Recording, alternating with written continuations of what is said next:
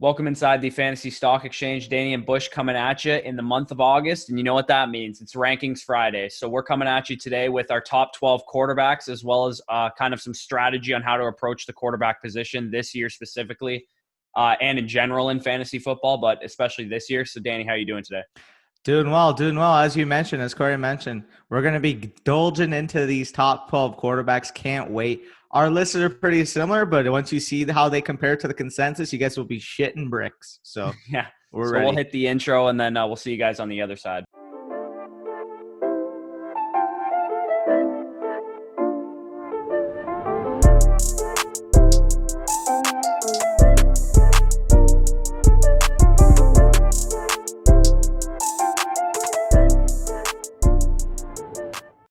All right, so we're going to get into the strategy of the quarterback position first, just because that's probably the more important part. Because as much as me and Danny think our rankings are accurate and all that stuff, we're going to be wrong about shit. You're going to be wrong about shit. Like that's just how fantasy football works. So the strategy is really the more important part, and everyone knows this by now. And if you don't, you've been kind of living under a rock. But late round quarterback is king. That's the first thing I want to start off with, and here's why: the difference in fantasy points last year between Christian McCaffrey, who was the RB1, and Aaron Jones, who was the RB2, was larger than the difference between Dak Prescott, who was the QB2, to Daniel Jones, who was the QB23. Yeah. So the difference is massive. 21 quarterbacks in between Dak Prescott and Daniel Jones before you got to like a top tier running back. Yeah, that's insane to look at. I was actually, you guys will get a little sneak peek on tomorrow's video. We're going to be having a huge ADP battles between Saquon Barkley and Christian McCaffrey. Is the matchup I'm going to be talking about. But basically looking at the landscape of the running back position last year, Christian McCaffrey averaged 9 fantasy points per game more than the next closest guy last year. Keep that in mind. So when you're talking about, again, the big disparity, as Corey mentioned, I mean, 9 fantasy points per game at the quarterback position is literally between, as you mentioned, quarterback 2 and quarterback 23. That's insane. That's literally insane to think about. So as Corey mentioned, it's a scarcer position, especially in a 1 QB. We're not talking about Superflex. Obviously, that's going to change a lot. And it's just more valuable getting the guys at the top. So, yes, late round quarterback is king. I'm not spending an early pick on a guy just because I really like the guy, especially if it's a 1 QB. If it's a Superflex, you can kind of get into that like territory. But 1 QB is just punt the position. There's so much value at the top of the running back receiver positions that like just don't do it. Yeah, and even in a super flex league, I tend to shy away from like the top 8 or so guys. I usually go for more the like middle tier of quarterbacks. And so the late round quarterback strategy and why it works is unless you get Lamar Jackson last year or Patrick Mahomes in 2018, both of whom were late round quarterbacks, not early picks those years, it is not worth the positional advantage to invest heavily in the quarterback position. And as I mentioned, you didn't even invest heavily in those guys the years that they had their monster seasons. So not only that, guys like Matt Ryan and Drew Brees, who are higher end quarterbacks, they're quarterback ones, most likely for everyone, will likely net you a bust week more often than if you streamed the matchups between 2 late rounders like a Ryan Tannehill and a Gardner Minshew, or if you literally just pick up guys off the scrap heap if you're in more of a shallower league and good matchups. So if you pick up Derek Carr, for example, plays the Panthers week 1, he's likely going to outperform guys that you had to pick in the top 10 rounds of your fantasy draft.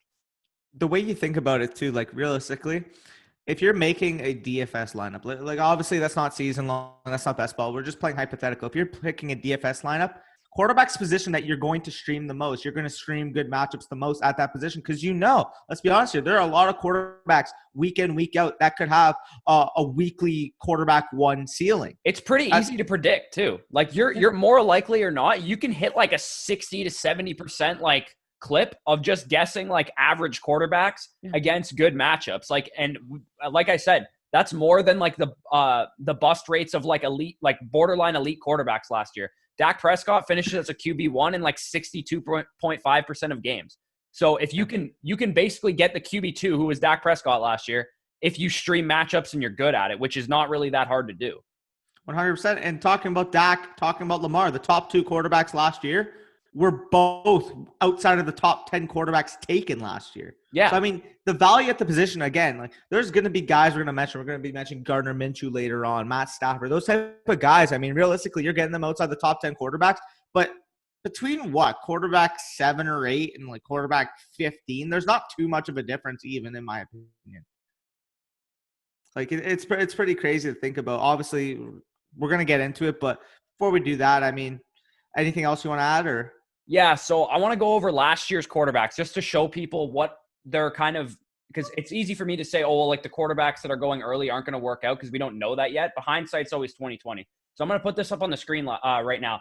These were the top 12 quarterbacks drafted in ADP over Labor Day weekend, which is when a lot of people do fantasy drafts right before the season started last year. And as you can see, guys like Baker, even Patrick Mahomes, Aaron Rodgers, Drew Brees, Carson Wentz, Jared Goff, Russell Wilson, Cam Newton, all these guys either had disappointing stretches in 2019, outright busted, or just dealt with injuries, which is why you don't want to invest heavily into this position because it is so replaceable. And again, we're talking about one quarterback leagues. In the super flex leagues, it becomes a little bit more different. But in general, sticking to the later round quarterback approach, the quarterback 12 through 20 kind of range is where I typically aim to grab a quarterback, because I play in a league where people don't always follow that kind of late round quarterback approach. So I do need to grab quarterbacks early than if I was in like an expert league and everyone punts the position.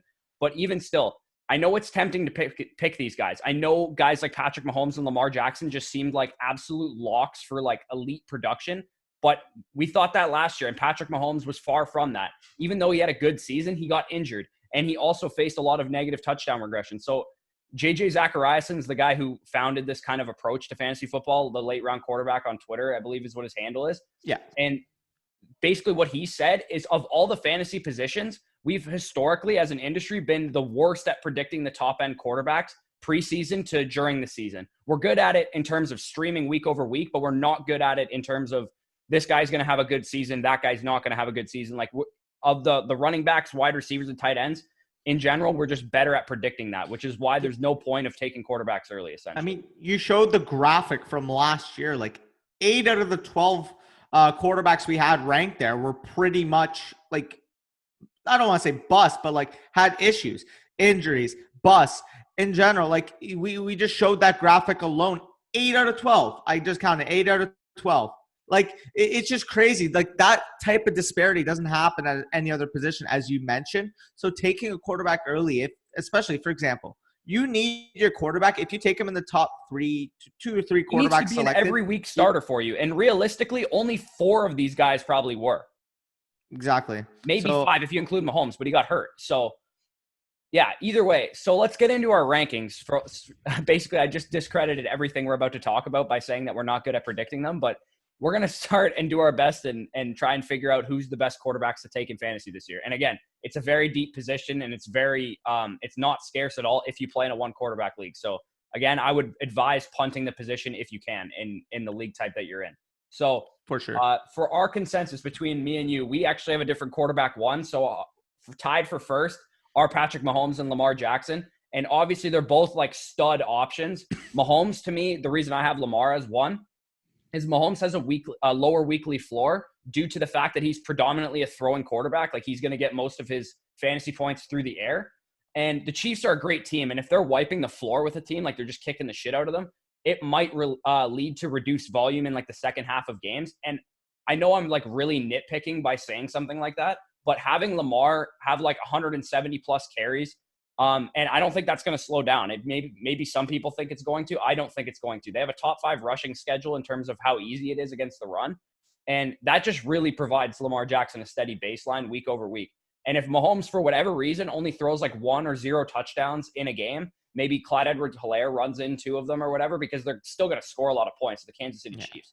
But he's likely going to disappoint if like the rushing attack takes over the volume or the touchdown volume that week for whatever reason. Whereas Lamar, he's averaging over 60 rush yards per game over his career and nearly half a rushing touchdown. He has like an 8 to 10 point like weekly floor just on his rushing. Yeah, I mean the thing is here, it's a coin flip for me.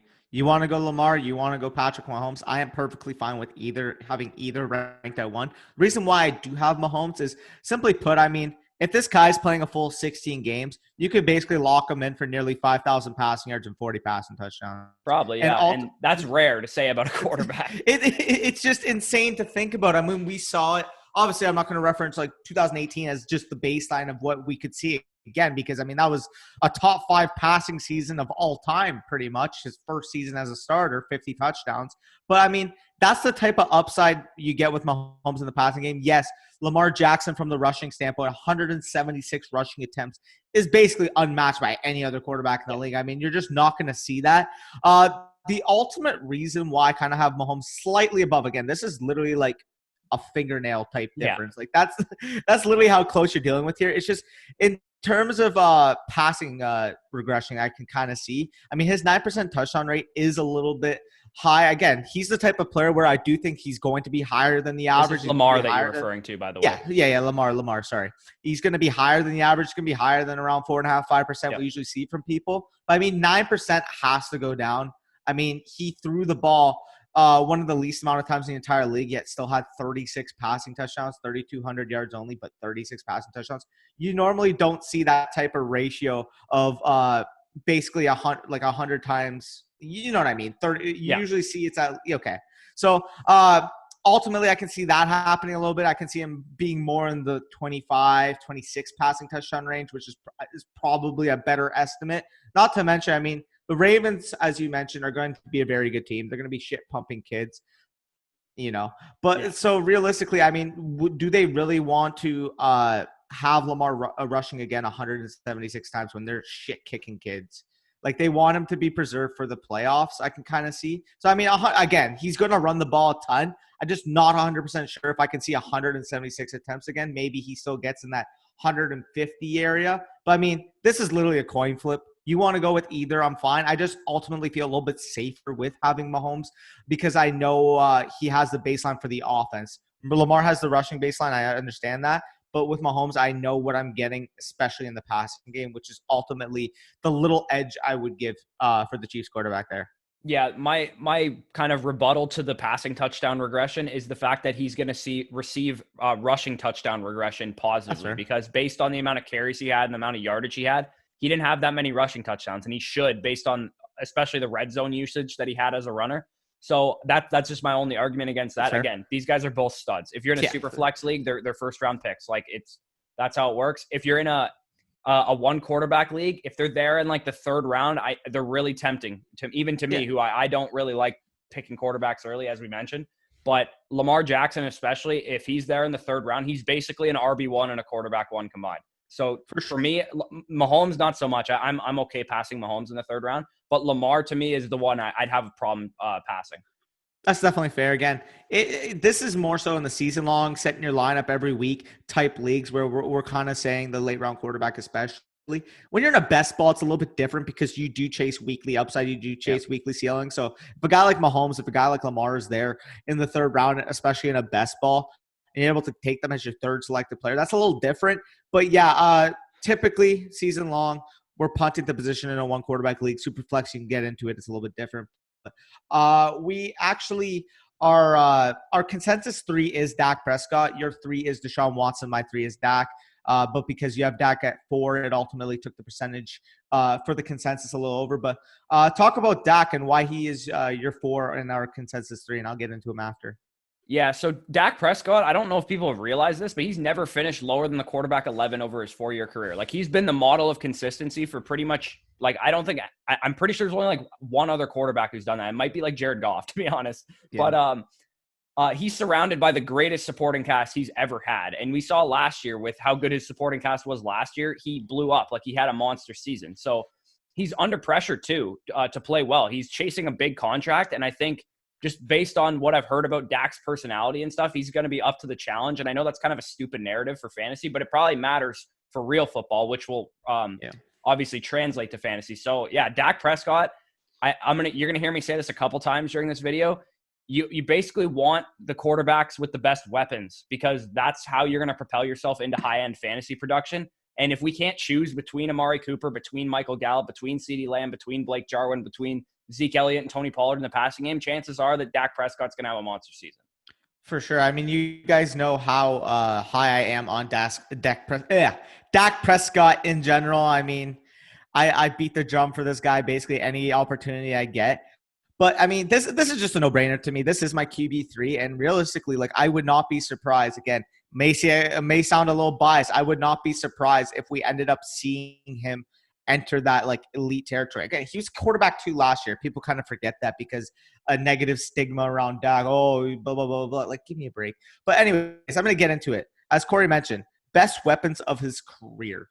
Just basing it off of last year, Corey's going to put the numbers on the screen quick, if you remember. Yeah, But I will. Second in completed air yards, second in overall passing yards, fifth in intended air yards per attempt, second in intended air yards, fourth in passing touchdowns, first in on-target throws, first in the league in drops. So his receiving core dropped the most passes in the league, only 21st in throwaways and 14th in picks. And he was 6th in completion percentage above expectations. So one of the most efficient quarterbacks in the league, yet people want to consistently say, oh, he's mediocre, he's average. Like, that's such an uninformed opinion that I don't take those people seriously. Ultimately here, if you're looking at the changes between 2019 and 2020, the team fired Jason Garrett, who kind of held the offense back. I mean, yes, Kellen Moore did dictate himself a little bit more in 2019, but in critical game situations, Jason Garrett hindered that offense completely. So if you're looking at the splits between 2017 and 2019, Jason Garrett's average is a 55% pass to run split, while Mike McCarthy, over the course of his coaching career, has a 63% average. So 8% discrepancy there. I do think that Mike McCarthy is going to have a lot more influence on the offense in being more of a pass-centric team. Yes, Ezekiel is obviously going to be involved, so it may not be 63%. But even if it stays at that 59, 60% as it was last year, I'm more than fine with him. 596 attempts. So that was only actually 6th league-wide. So when people think, oh, Dallas passing offense, there's a lot of attempts, a lot of volume. I mean, yes, it was a lot, but people think that it's going to be the most in the league. It was actually only 6th. So realistically, while the game script is going to be affected, I do think the Cowboys are going to be a better team. There's still room for improvement in terms of the increase in pass percentage to ultimately supplement that volume that would be lost with the game script. So ultimately, we're talking about weapons right now. CeeDee Lamb replaces Randall Cobb. I love Randall Cobb. He's a very good, efficient player, but CeeDee Lamb was my number 1 wide receiver in the 2020 NFL draft for a reason.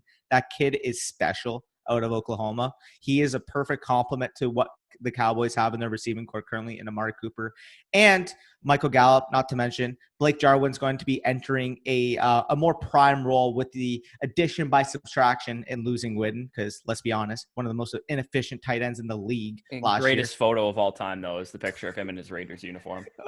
For sure. I mean, he's the epitome of catch it and drop.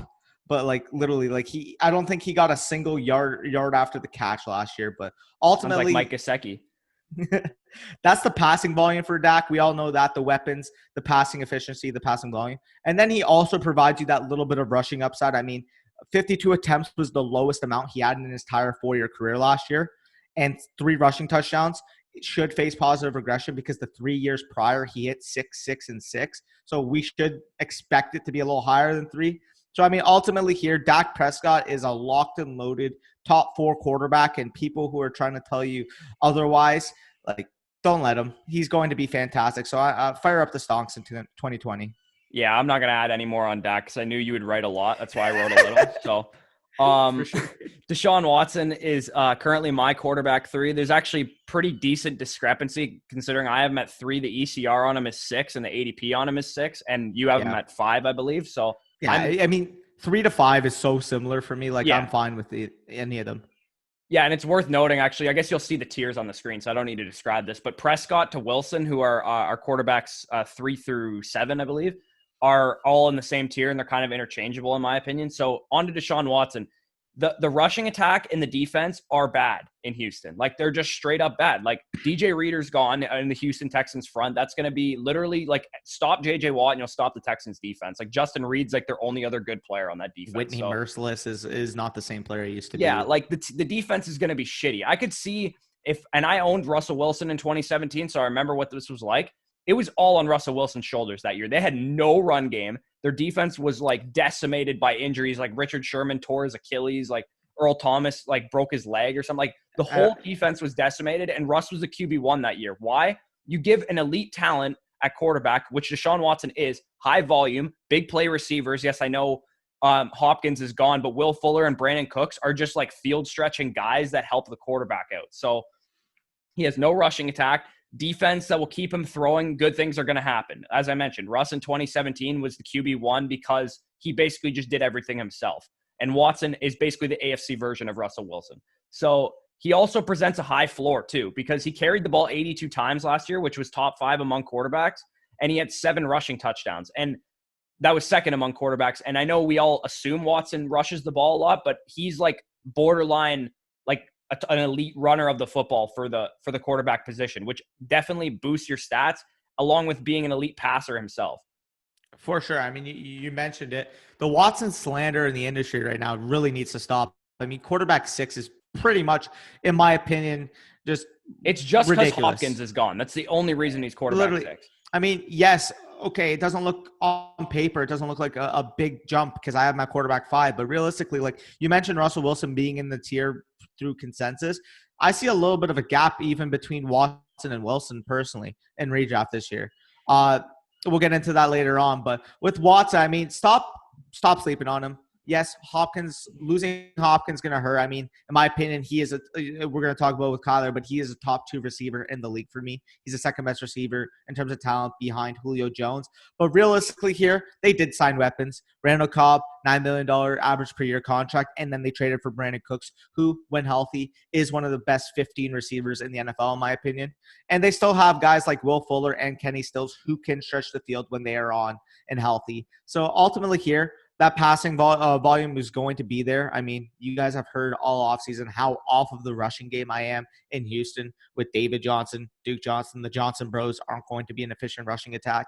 And, I mean, Corey just mentioned, I mean, that defense is really going to take a step back, especially losing a guy like DJ Reader, who's one of the 3 best nose tackles in the NFL, in my opinion. So, I mean, ultimately here, due to volume, due to rushing upside, due to ultimate ability to stretch the field, I do think Watson's going to continue his supreme as a top 5 fantasy quarterback, and it should really be under no denial, in my opinion. So I agree with you fully. I mean, he's your quarterback 3, he's my quarterback 5. That 3 to 5 range is basically interchangeable for me. So definitely happy with any one of those 3 guys. For sure. Let's try and rip through these a little bit quicker. I don't want this to be too long. So Kyler Murray is our quarterback 5 consensus. And Murray's quite similar to Watson in that his defense is probably going to force him to throw a lot yet again, even though they did add some pieces to it. And it is still a good, like on paper, it seems like it could be a good defense. But based on the pace that they allowed, they just were not good last year. And again, you're going to see a similar theme. We like guys who can run the football. 93 carries, 19 red zone carries, 544 yards, and 4 rushing touchdowns. As a rookie for Kyler Murray last year, he's going to continue to improve as a passer and probably as a runner as well. As a thrower, the addition of Hopkins, much to the dismay of Deshaun Watson's fantasy value, is a huge deal for Kyler Murray because now he has a number 1 target. Christian Kirk's going to mature as a player. Steady Larry Fitzgerald's still there. The 2 running backs can catch the ball pretty well out of the backfield, and the rest of the young receivers are probably going to develop as well. Kyler has a lot of weapons. He's gonna get carried to some fantasy production as a result of some of these weapons. And it's not very hard to see him finishing as like a breakout, having a breakout season and having a great fantasy season as well. Yeah, I fully agree. I mean, the industry has obviously caught up to him. I mean, they have him in the tier where he rightfully should be. I mean, if you're looking at it, he was a quarterback 8 as a rookie in 2019. The team added, as I mentioned, a top 2 wide receiver in the league for me in DeAndre Hopkins. I mean, that guy is fantastic. Deshaun Watson's best friend. He's going now to Arizona. That should be a great fit, especially for Kyler. I mean, that's a big thing to have for a second-year quarterback and getting a guy like that. But, I mean, for Kyler progressing to 2020 in his second season, there's going to be natural progression and familiarity in Cliff Kingsbury's system, especially if they resort back to the air raid, which we saw a little bit at the beginning of the season.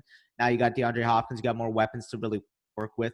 And in general, I mean, we should be expecting better efficiency in the red zone. I mean, they were you turn on a Cardinals game, they're always kicking basically. They kicked like 7 field goals from the 1 yard line. I swear to God, I had Kyler Murray last year and it was the most annoying thing ever. And it's insane. I mean, if they increase that efficiency and not kick 19 to like 30-yard field goals, I mean, they're going to be a much more successful team, especially in fantasy football. And ultimately here, I mean, Kyler's going to take that next step towards fantasy superstardom. I mean, he still has plenty to improve on as a passer. I do think he has the natural skill set, the natural ability to be able to take that stride. And as you mentioned, I mean, he had the second highest rushing yards per game behind Lamar Jackson at the position. He had 34 rushing yards per game. Ultimately here, he's a guy who has plenty upside in the passing game and gives you that rushing baseline to and potentially be an enormous fantasy football contributor for your team. So he is my quarterback 4 right now, but as I mentioned, that 3 to 5 is pretty interchangeable. Yeah, I actually do see Russell Wilson, who's our next guy at number 6 in this tier. And the reason is because he has elite upside, and mainly because he's so good and he's Mr. Unlimited. So that makes a lot of sense. But he has the reason I like him more this year than I usually do is because he has 2 elite receiving options, in my opinion. I think if DK Metcalf is able to take a step forward, we could see a freaking jump that Josh Gordon saw his second year. Like, I think DK Metcalf is that good and has that much potential. And same goes for like Tyler Lockett's like just criminally slept on. And he's basically, I see him kind of the same way as T.Y. Hilton, to be honest. Like, they're 2 really good receivers. And the run game will struggle this year, in my opinion. That's why I don't own a lot of Chris Carson, and I probably won't going forward. He's been banged up, and Carlos Hyde's okay and stuff, but like the rushing attack is not going to be that good. And I think it's going to lie on the shoulder of Russell Wilson to carry his team, similar to the way he did in 2017. Despite his low volume overall, he ranked number 3 in the NFL in deep attempts, number 2 in the NFL in red zone attempts, and highly in air yards. His 2 receivers ranked top 5 in end zone attempts among the receiver position. So they don't really run the ball in the red zone, which is a big deal, because we saw with Aaron Rodgers during his prime, that was a big reason why Aaron Rodgers used to throw so many touchdowns, is because they just threw the ball in the red zone.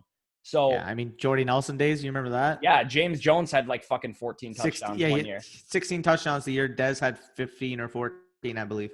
Yeah, and I could see something similar for Metcalf. If Metcalf has like 12 touchdowns this year, it wouldn't shock me, because he was like top 5 in the NFL in red zone targets, and the guy's an absolute fucking freak of nature. So I don't know how the hell you guard him in the red zone. It's fun. Again, he also adds a rushing floor. Like Russell Wilson's 75 carries, 300-ish yards, and a couple rushing scores every year. It's funny that you mentioned that too, because you mentioned DK Metcalf is one of the leaders in red zone targets. Wasn't Tyler Lockett literally number 1? He was 4. Yeah. Okay. There you go. Like, it's just insane to me. Like, those 2 receivers are so relied upon in the red zone. Again, as I mentioned, the reason why like Wilson's kind of like heading, I guess, like his own tier for me right now is simply due to the base volume. I mean, I know it's kind of a lazy argument to make, but realistically here, I mean, 50% in neutral game strips, passing volume isn't really going to cut it for me to really give you that top 2 upside to enter. I mean, we've seen it from him in the past, so I wouldn't put it past him. It's really concerning for me because, again, as you mentioned, Chris Carson is going to be entering hurt. Maybe the running game isn't going to be as good, but I mean, it was still there last year. It was still evident last year. And with Russell Wilson, he kind of tailed off at the end of the season. He's kind of inconsistent throughout. So, I mean, we'll see. I'm going to talk about the pros right now of Russell Wilson. I mean, when it's talking who's the actual best quarterback in the NFL, he's a clear top 2, and there's really no debate. I mean, it's him and Mahomes, and if you argue anybody else ahead of those 2, I'm actually going to fight anybody on that, plain and simple. But, I mean, it's really concerning, the volume, which is ultimately why he's at 6. But, again, if he had the guaranteed volume of any of the 5 guys ahead of him, he would be a top 2 quarterback for me. Man, he threw 550 times in 2017, and he threw 516 last year. If he gets up to that 550 mark, he's going to be a top 3 quarterback, in my opinion. Like, he's just that good. See that. And his weapons are good, like field stretching, big play guys. Like, he's too good not to be a top 3 quarterback if he gets 550 attempts, which the one time it's happened in his career, he was the QB1. So, yeah. I mean, anything else on Russ, or can we move on to Josh Allen here? Nothing much. Again, it's just the mention of if the pass splits do increase, then we could definitely see that type of upside to where he does enter that fray as a top 3 quarterback again. But yeah, let's go into Josh Allen, and like we'll say the first concise, clear tier 2 option then after the top 6. Yeah, so Josh Allen is basically boosted by his rushing work entirely. Like, he had 109 carries, 510 yards, 22 red zone carries, and 9 rushing touchdowns last year.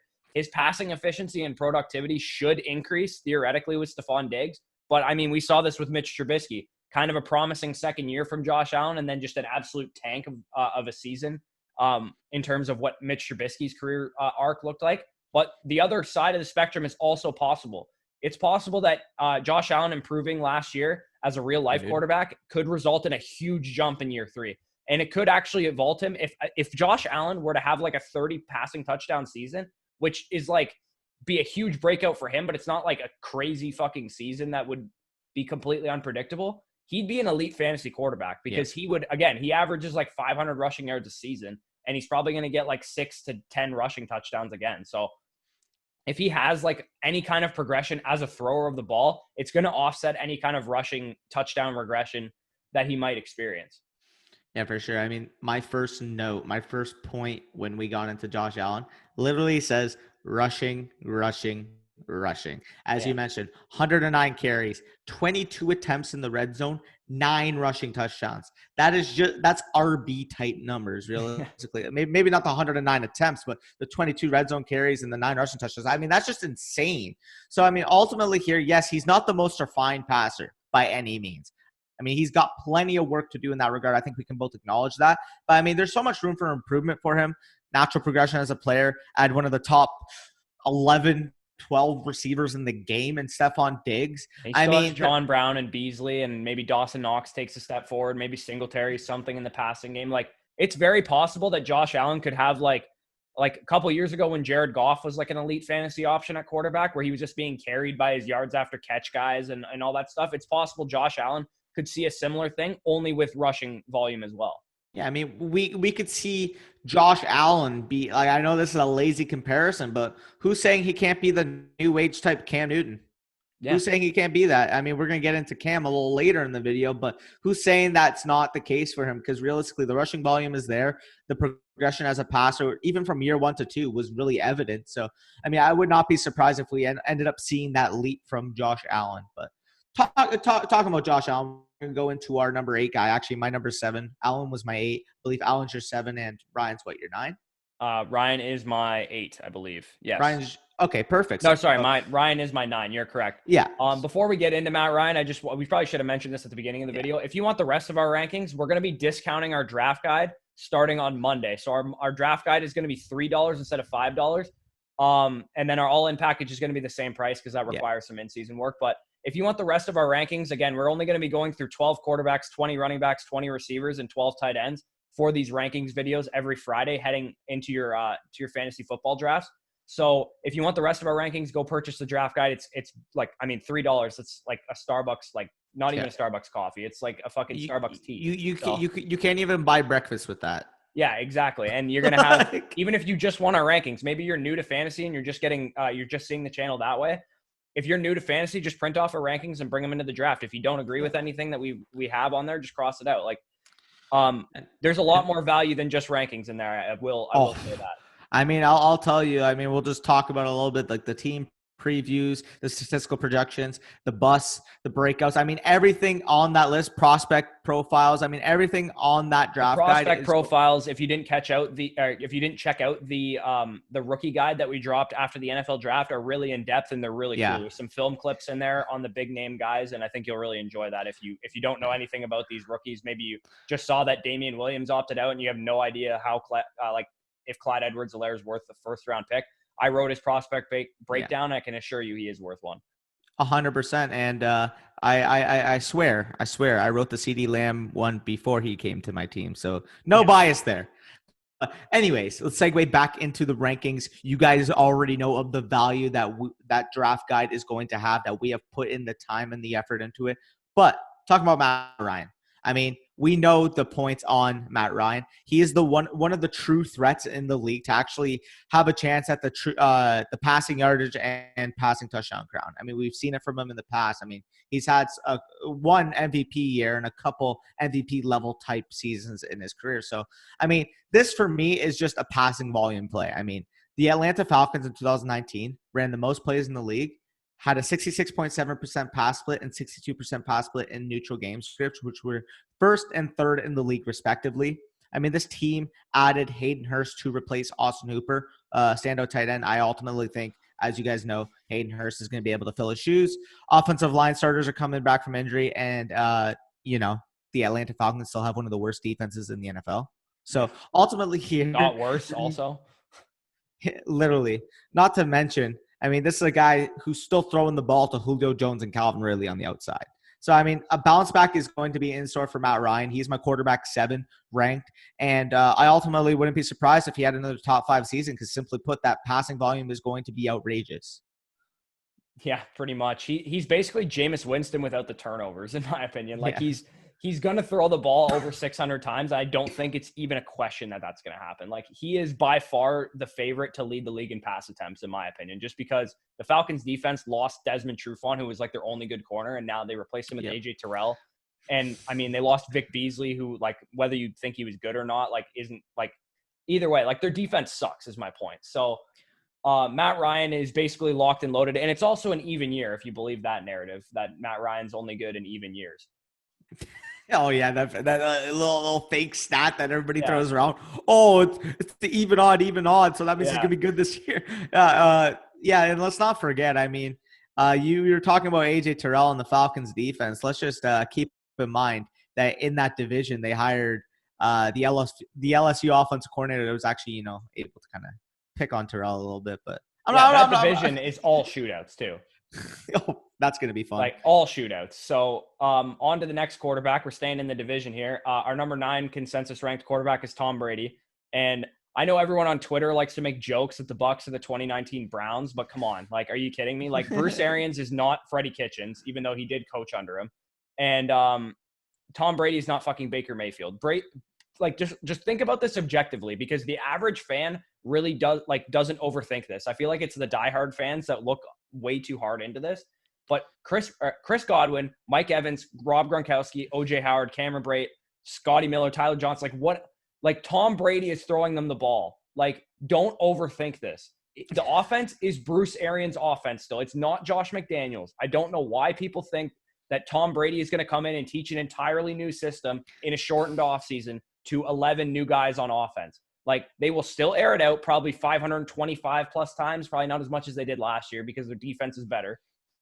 And if Brady is even 80% of his 2017 MVP form, he's a lock for top 10 quarterback. Like he's just absolutely a lock just because of the weapons that he has. His upside is probably not what we saw in 2007. If anyone says it is, that's probably incorrect. But he might be damn close. Like his upside is probably a 40 touchdown season. Yeah.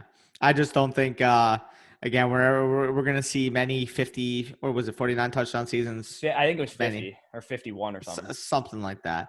But I mean, as we mentioned, Brady to me is very mentioning Matt Ryan before. He's very similar to Ryan in the sense that, like, yes, you're not going to get much rushing upside with Brady, though you could see a couple quarterback sneaks on the 1 yard line. We never know.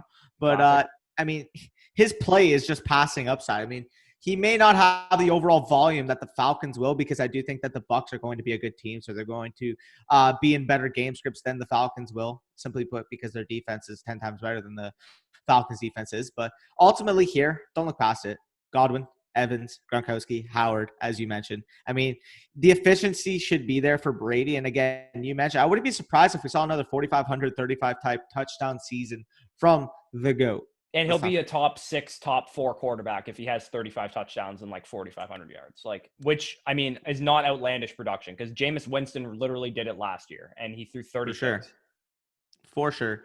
So mentioning our another QB in the division. Yeah, I mean, are we is just this the theme of like immobile, like passing upside quarterbacks in the division? Because I mean, Drew Brees is literally the exact same as Matt Ryan and Tom Brady are in terms of what they bring to fantasy. So again, as I mentioned, literally the exact same situation. The reason why Brady slightly gets the edge, in my opinion, is that I think the Saints may have a more effective run game, which they might lean on a little bit more to preserve. I think their defense is better than Tampa's too. Yeah. Oh, their defense is so underrated. They have like 3 top 15 safeties in the NFL, I think. Yeah, and arguably the best edge rusher in the league that nobody talks about in Cameron Jordan. I fucking hate Cameron Jordan. Don't ever bring him up. He's so good, man. Like, I know he's good, but he rips on the Bucs constantly, and I hate him for it. Well, I also met him in person. Quick little shout out. He came to my school a couple years ago. So met him, met Mark Ingram, Delvin Bro, all those lads. But got their signatures. But I mean, we're talking about it. I mentioned in a recent ADP battles that we did that Alvin Kamara and Latavius Murray are 2 of the most efficient backs in the red zone, which is ultimately going to be the reason why I would take like a Brady and a Matt Ryan over Drew Brees simply because I don't think the run games in the red zone aren't going to be the same for the Bucks and the Falcons. Although I do like Ronald Jones, I don't think Ronald Jones is better than Alvin Kamara. What are you talking about? I'm just kidding. Easy, but yeah, I mean, I do think that the Bucks and the Falcons are going to pass the ball a little bit more in the red zone than say the Saints will. So that's ultimately why I have those two edging out Brees. But these guys are all pretty much like locked and loaded passing volume type guys. Brees a little bit more for efficiency because I don't think he's going to throw the ball 600 times. But I mean, he is probably the most efficient quarterback of the last 20 years, maybe outside of Russell Wilson. Like that guy is phenomenal. So if he's outside of anybody's quarterback one rankings, it's simply due to age, because I do think if he is healthy, he's going to be good in fantasy football. Yeah, and he started 10 full games in 2019 if you discount the games he left early in, because in week 2 he like busted his thumb up or whatever. And he scored 24.2 fantasy points per game in those games. Like, he was incredible last year, and no one really noticed, including myself. Earlier in the offseason, I was like, oh, Brees is done. Like, he was a low-volume player last year, and then I was like, holy shit, why was he so good? Like, I didn't even realize how good he was last year until I like looked into it. And he would have been the QB2 on the season, had like based on points per game, and which would have been higher than Dak and higher than Watson, higher than all those guys. And they added Emmanuel Sanders. They still have Jared Cook. Kamara is actually healthy this year. It's not just the Michael Thomas show. And that's basically why I'm in on Drew Brees, because he actually has like more than just Michael Thomas as a weapon. So I love Kamara too.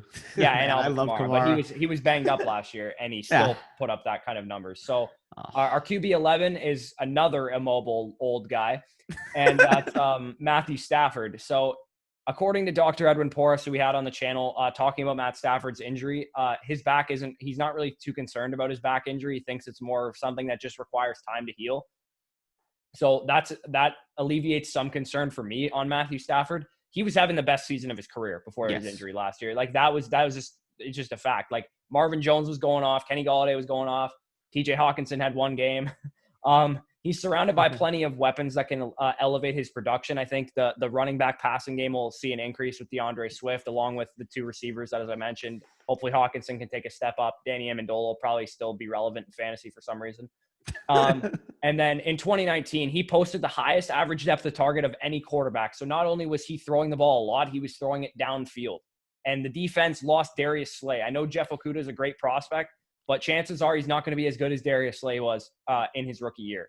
Top 10 quarterback in the top 10 cornerback in the NFL. I mean, it's hard for any rookie to live up to top 10 as position year one. I mean, Darius Slay was a big loss, ultimately joining the Eagles in my division, unfortunately. But yeah, I mean, when you're talking about Stafford, dude, I mean, this is the biggest wild card out of the top 12, in my opinion, because I mean, if we can guarantee a full 16 games from him, where he's continuing at that, he's going to be a top 6 quarterback. He's going to be a top 6, plain and simple. I mean, we saw it last year. He was the QB5 for the first 8 games, 19 passing touchdowns, limiting to 5 interceptions. He probably, in my opinion, one of the top MVP candidates in the league. I mean, they lost their last 8 games once he got hurt.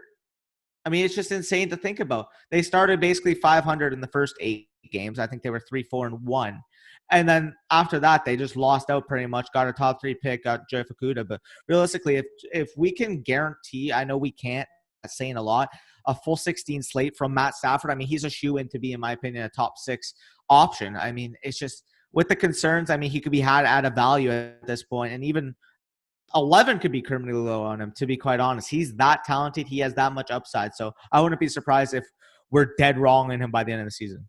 Yeah, for sure. And we actually have a tie at our quarterback 12. So we'll rip through these guys real quick and then talk about some guys that maybe just missed out in our top 12 quarterbacks. And again, as I mentioned, if you purchase the draft guide, you can get all of our rankings, not just our top 12. So Gardner Minshew is actually our first quarterback 12, because we have him and Carson Wentz tied. But we've talked a lot about Minshew.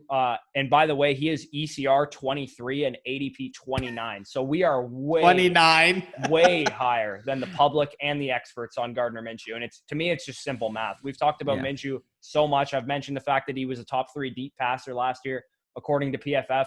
It's a high-volume passing attack. It might be the worst defense in the league. Inefficient run game. It's going to be the same thing this year. Plenty of explosive options. As much as Chris Conley isn't that good of a receiver, he can get downfield and make big plays happen. Same with D.D. Westbrook. DJ Chark, as we know, is a stud. Laviska Shenault is also a stud. Like, what were you gonna say there? I was gonna say Chris Conley is like one of the most underrated receivers in terms of like real life. Like he's a good real life receiver. He's just not going to produce a lot for fantasy, so people kind of view him as irrelevant. But in real life, I mean, He he's a helps good his receiver. quarterback. Yeah, he's big, he's fast, he can stretch the field. I mean, he still had 750 yards last year. I mean, he did produce in that small sample size. Not to mention, I mean, I don't know how much stock we're gonna be putting into Tyler Eifert, but he was fully healthy last year, played a full 16. And they were bad in the red zone. If Eifert can at least be a red zone target for him, which he was in Cincinnati that year, he was really good. That helps Minshew as well because they were bad in the red zone, the Jaguars. So, and Minshew has an underrated rushing aspect to his game. He had 64 carries last year, which was sixth among all quarterbacks, and he had 0 rushing touchdowns. So if he has 64 carries again, you can expect the fact that he's going to have some rushing touchdowns. Like, he should have been the offensive rookie of the year last year. I don't care what anyone says. It should have been him. Had he not had like up and down times where he was getting benched and Foles was coming back in, like he would have won it hands down. Like he was better than Kyler Murray last year. Yeah, I mean, in my opinion, Kyler did win it. The 3 that were like the ones I thought should have won it. If Josh Jacobs played the whole season, he would have won it. I was going to talk about Jacobs, and I was going to talk about, AJ Brown. But we're not going to get into AJ Brown right now because this is about Gardner Minshew. And as you mentioned, in my opinion, we talked about how good Kyler was. Gardner Minshew had a better rookie season, plain and simple. I mean, in terms of advanced passing, in terms of every single statistics you can really look for, in terms of efficiency, I mean, he kind of like swept it across the board. Kyler had more money throws and like big time throws. That's why he looked better, is because he had all those like flash like throws that made you be like, okay, this is why this dude was number 1 overall. For sure. I mean, this is not to hate on Kyler, but man, like Gardner Minshew, stop sleeping on him. I mean, he's the swaggiest player in the NFL too. I mean, we're not even gonna get into that, but that mustache is a galore. So ADP 29 just kind of pisses me off. I'm like, a rookie quarterback who threw like he threw like 23 touchdowns as a rookie last year, some shit. Like, and he was a 6th round pick, and he's going into his 2nd year in a better system. Jay Gruden's a good offensive coordinator. It's a better system this year that he's going into with fucking Filippo's been fired 67 times in the last 3 years. So, dude, I mean, guys like what fucking like Sam Darnold going ahead of him right now? Not a chance. Not a fucking chance I would take Sam Darnold ahead of him. Fucking who else would be going ahead of him? Like Teddy Bridgewater, like Derek Carr, maybe. Like I don't know. Like, Dwayne Haskins, like fucking. I actually like Teddy Bridgewater. I was quarterback 18, so I actually don't hate. Okay. But, do you have anything else on Minshew, or should we get on to Wentz? No, we could talk about Wentz. I mean, the viewers know how high we are on Minshew. I mean, it's evident in how much higher we have him than ADP and ECR. I mean, ECR, you mentioned 23, ADP 29. I mean, that's just insanity. But talking about Wentz, I mean, we are a little bit lower on him, I would say, than consensus. I mean, ECR currently has him at 9? I like Wentz, so I don't feel like I'm low on Wentz. I don't feel like it either. Yeah, ECR has him at 9. ADP has him at 11. Yeah. So, I mean, ultimately here, this isn't really us being low on Wentz. Like, maybe you guys can say, oh, Danny, the biased Cowboys fan, got Wentz out of the top 12. No, I mean, I had him at my 13th overall. Same with Corey. I mean, we're respecting the fact that he's still ultimately a good option in fantasy. It's just the thing that's always going to kill Wentz is that he, A, fumbles the ball a shit ton. B, doesn't really have the outside weapons to have the upside, in my opinion, to stretch the field like you would expect a top fantasy football options. Yes, Jalen Reagor is talented. Marquise Goodwin opted out. Alshon Jeffrey's been dealing with injuries. Deshaun Jackson's been dealing with injuries. Ultimately, his 2 best weapons are guys that ultimately aren't going to stretch the field. There's 2 tight ends, Dallas Goedert, Zach Ertz. Yes, he's going to throw for touchdowns. He's not going to give you maybe the yardage you're looking for. He's probably going to throw in that 4,000 to 4,200 range. But he's a fine low-end one, high-end two, in my opinion. And while his upside could be 2017 again, I'm not putting any real stock into that because, again, we haven't seen it over the last 2 years.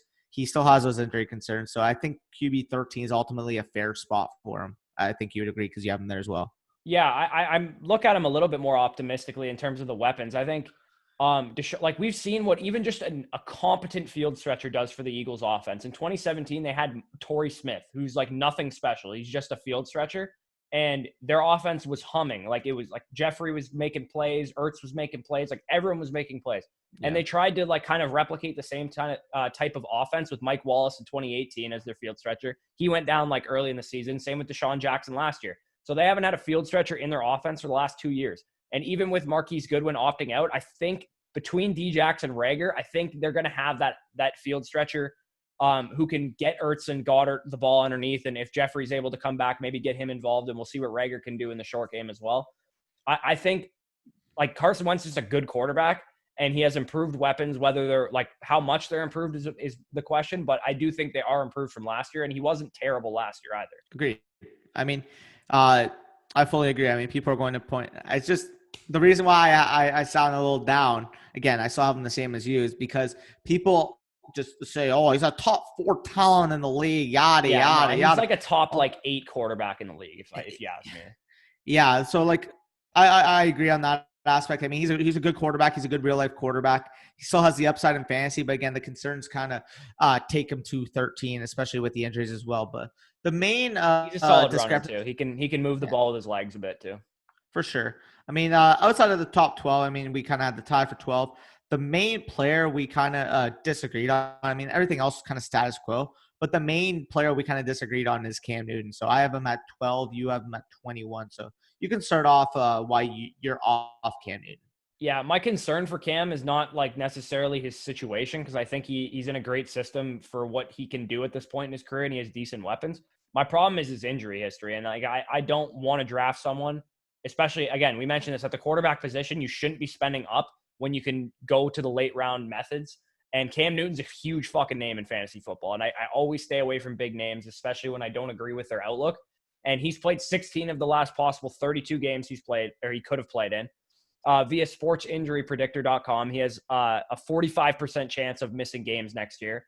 I just don't think it's worth drafting him as like a high-end QB2 where he's going. And I just think his risk outweighs his reward. Last year, he was earlier in the video, you saw me put up his ADP. He had injury concerns going into last year.